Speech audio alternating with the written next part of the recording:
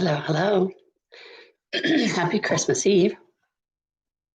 So, I wanted to jump on here really quick with some first aid tools for the holiday. This year, I'm around a lot more people than usual, and I'm discovering that energetically, it's like channel surfing. It's like uh, highs and lows and ups and downs. And I'm really, really aware of how much trouble taking things personally causes everybody. So I'm being aware of that and return to center with consciousness. Return to center with consciousness and reminding my sweet body everything that is picking up doesn't belong to me. There's a lot of stuff that's going on that has nothing to do with me, even when they're looking at me with daggers in their eyes.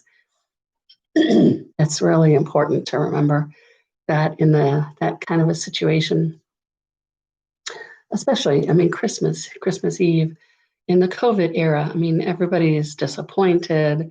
Um, there's how things, expectations or desires about how things could be or should be or ought to be, right?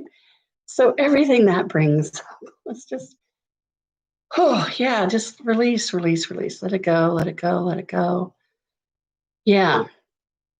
And so everywhere that you've been making yourself more right than everybody else, and it ought to be the way that you remember it to be. Everything that is, do you choose to destroy and uncreate at all times a godzillion? Yes, I choose that. Destroy, destory, disintegrate, and erase. Destroy, destory, disintegrate, and erase, vaporize, liquefy. And everywhere that you're making everybody else more right than you, so you're making you wrong, and how you want to do things is bad and wrong. Everybody else wants to do it as right and true. Everything that is, do you choose to destroy and uncreate at all times a gazillion? Yes, I choose that. Destroy, destory, disintegrate, and erase. Destroy, destory, disintegrate, and erase. Oh, wow. So, along with all of the other people's energy that you're energetically aware, whether you call yourself that or not. You have psychic abilities, whether you use that word or not. And that word tends to not mean what people think it means. But we have awarenesses that are beyond the legal limits, right? We have even Plato knew there were more than five senses, but the kind of the white papers of how we're supposed to operate says that we only have five senses, which is crazy making right there.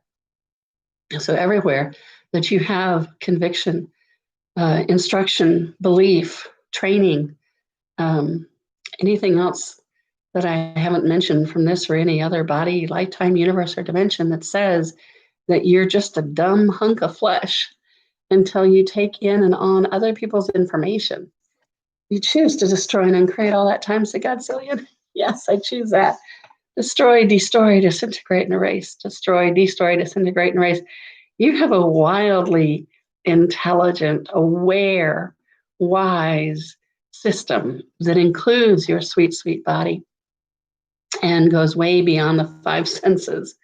So anything that doesn't allow you to be, know, receive, and perceive all of that to be true, all of the truth of you to be available to you, you choose to destroy and uncreate all that times again. Yes, I choose that. Destroy, destory, disintegrate, and erase. Destroy, destory, disintegrate, and erase. Vaporize, liquefy, vaporize, liquefy. So as I was started to describe a minute ago, there's like this surfing, surfing waves, right? If you've ever gone surfing or watched surfing, and if not, just go to YouTube and find a surf video to watch. So the way we do it in water, surfing in the ocean, is it's on a board, and you look for the grain of the wave, so to speak.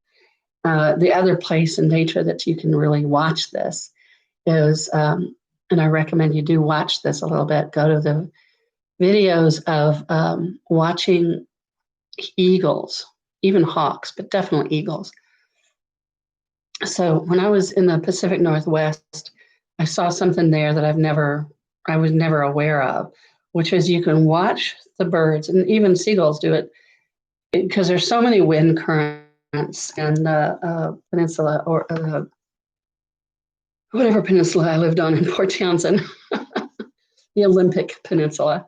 And there's so many wind currents that you can actually watch. The first time I saw it was eagles that taught me this, and they would fly up and up and up, and they didn't really use their wings visibly, like they don't flap their wings, right? And then they would find kind of the right area, and I'm sure the wind is telling them everything. They're able to read the wind.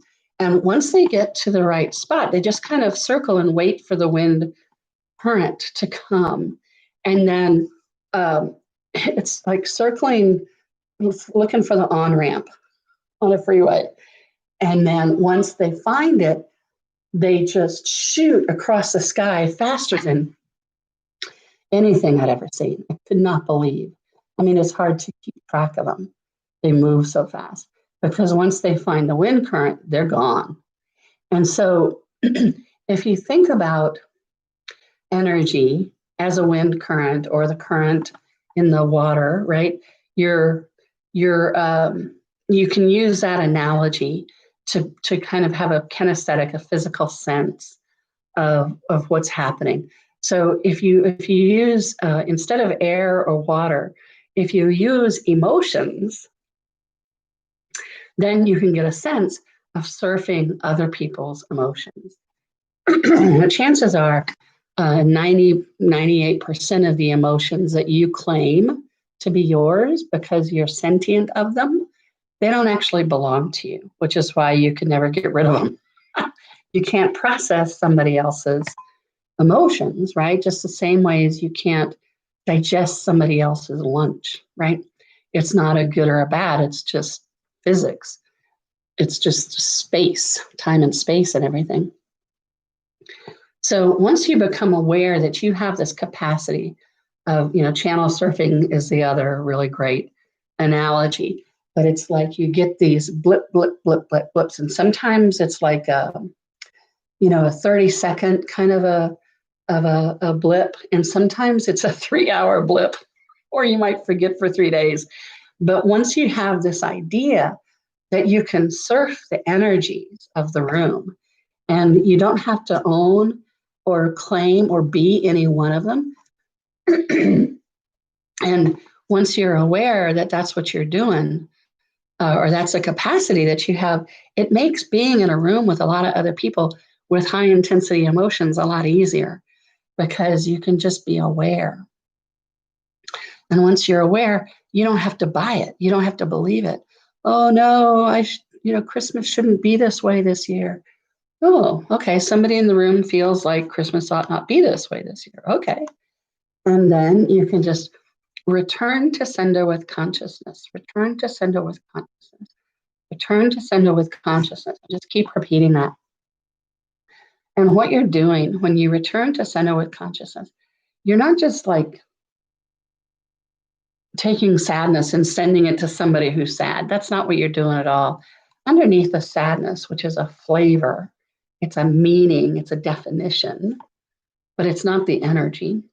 So once you're aware of the energy underneath it, I mean, you're aware that the energy is shaped this way, then you can send their energy back to them.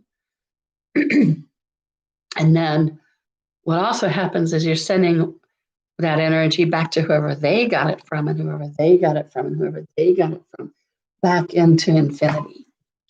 And because you're sending it back with consciousness, you're actually offering everybody an opportunity to wake up from whatever that energy is, whatever that flavoring is. So if there's a sadness that's like a seasonal thing, and it's been going on for millennia, since the first Neanderthal lost a loved one in the snow in the dead of winter, this is not a sadness you need to be carrying or processing, right? And so when you return to, but it's the one that's in the air. So when you return to sender with consciousness, It's actually offering a sadness all the way back to that original moment.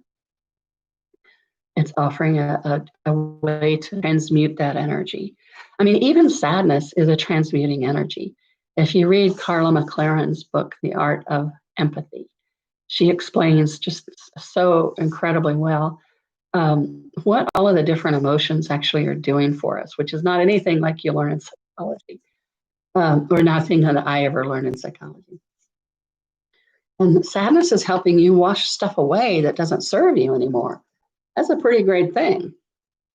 But you're carrying other people's sadness. You're crying other people's tears. Doesn't actually help you or them or anybody else. It's what you're trying to do, but it doesn't work that way. Whereas you can provide that same service, except in this opposite way, which is return to sender with consciousness, return to sender with consciousness. You clear it out of your space, and then your space becomes the energy of what's possible on the other side of the sadness, the fresh, the new, the new possibilities. And then you're generating that energy and contributing that energy to the air, right? Now, it's never about making anybody bad or wrong. If somebody is sad, then they're sad. You can have compassion for them. You can not compassion. You can have respect for them. You can respect them to have their own feelings. And you don't have to have an opinion about them. And the fact that you're at dinner with somebody who's grumpy or sad, you don't have to be wrong and they don't have to be wrong. And that kind of breaks your brain. So a useful tool for that is everything is the opposite of what it appears to be, and nothing is the opposite of what it appears to be. Everything is the opposite of what it appears to be, and nothing is the opposite of what it appears to be. Everything is the opposite of what it appears to be, and nothing is the opposite of what it appears to be. Everything is the opposite of what it appears to be, and nothing is the opposite of what it appears to be. So these are some really very potent tools that you can apply immediately. You can apply while you're roasting a dinner or mashing the potatoes or wrapping the presents or watching TV. So you can just be aware of taking things personally and maybe do something different, like return to center with consciousness, return to center with consciousness, and just repeat that until you feel a shift in your body. You'll feel a difference in your body. And whenever you're feeling kind of crazy or like you have no choice, everything is the opposite of what it appears to be, and nothing is the opposite of what it appears to be. Everything is the opposite of what it appears to be, and nothing is the opposite of what it appears to be. And just repeat that until, again, you feel a shift in your whole system. All right, so there you go. Have some new tools to really have your own day in any day, but especially today, Christmas Eve 2020, when there's so much in the air. So I hope you're having whatever kind of a Christmas you want to. And I will see you soon. Bye for now.